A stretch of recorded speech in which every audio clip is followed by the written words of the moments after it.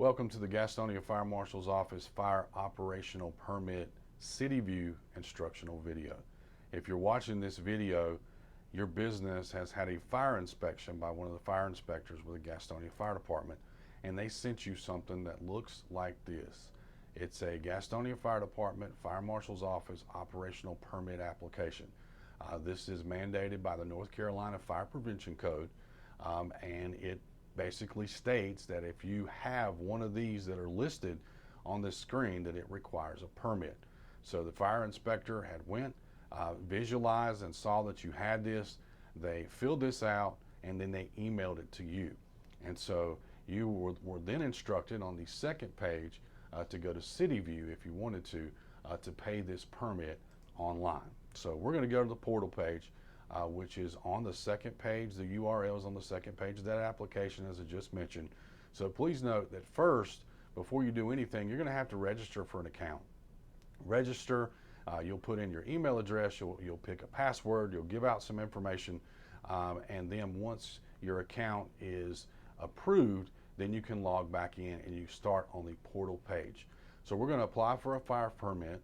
It's going to ask me to log in. So it'd be the same thing with you. Whatever your username and password, you'll have to log in to the system. Once it accepts that, it's going to go back to the portal page.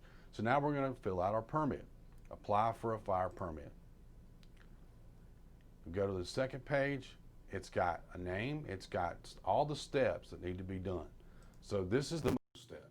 Keep in mind that you are applying for a fire operational permit. You don't want a construction permit because you're not doing any work. You want a fire operational permit because you are operating a business. Please describe the work being done. All you need to say is whatever type of permit it is. Need an assembly permit for my restaurant. Another example.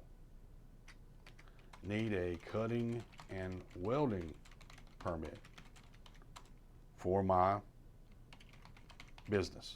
Just something very general, just to let us know what you're applying for. Building use, you got commercial, industrial, institutional, and residential. 99.9% of the time, it's just going to be commercial, so that's what we're going to use. Number of stories, number of units is not required. You don't see the red asterisk there. Now we're going to click next step into permit type. Make sure this says fire operational. If it just says, you need to go back because you selected the wrong type of permit. Now we're going to add those work items. As you can see, it starts with 1 and it goes all the way down to 57. And this coincides with what we just saw with the application, with the permit application that the fire inspector just gave you. So we mentioned place of assembly. That is one of the most popular ones that we've used, and that's because any business that has over 50 people, the North Carolina Fire Code requires that they have a permit. So if you'll look on your permit application that we just went over that the fire inspector gave you, you'll go down to number 45. It says places of assembly.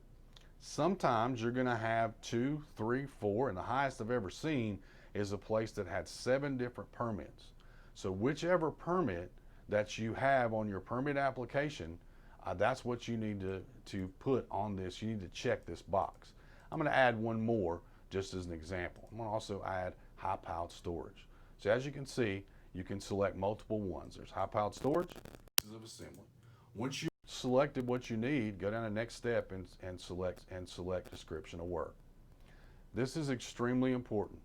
The quantity is just 1 for every permit that you have. 1 high-piled storage, 1 place of assembly. So please don't put any more quantities other than 1. Now we're going to add our location to this permit. Next step, address.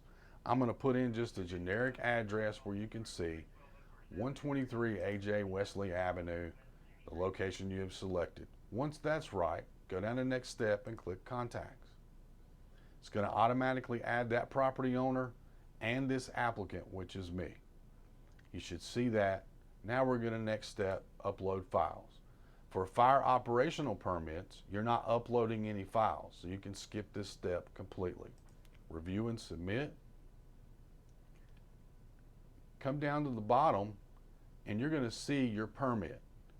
High piled storage, quantity 1, places of assembly 1. Now you're going to see the fees that are associated with this permit. Place of assembly is $50, high piled storage, that's a total of $100. Once that's correct, click do you agree and submit your application.